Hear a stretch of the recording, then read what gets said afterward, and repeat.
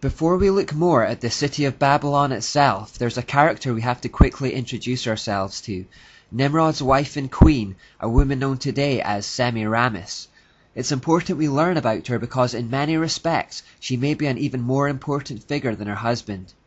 Like Nimrod, it's hard to get an accurate idea of Semiramis that is untainted by legend, but the story goes something like this. When Noah's Ark settled on dry land again after the flood, the 8 people on board began to spread out and fill the areas of modern-day Iran, Turkey and Syria. After probably another 500 to 600 years, they spread still further to Iraq. Some reckon this was simply because of increasing populations, and others say it may have had something to do with rivalries between the family lines of Shem, Ham and Japheth, Noah's sons. At any rate, modern archaeology confirms that the people who occupied these areas were of the same race and culture, and the most reliable research indicates that it was from this region that animal husbandry, agriculture, metalwork and citification spread throughout the earth. On this point, science and scripture are agreed. The only difference is the timescales involved. The Bible clearly states that these elements of civilization existed in the pre-flood world, but due to the unbelief of science, they have created a mythical Stone Age several millennia back in time to account for the evidence. It was in Iraq, or Mesopotamia as it was referred to then, that the first major post-flood cities were built. There were 7 major ones in total, and the name Land of 7 Cities was often referred to in ancient mythology.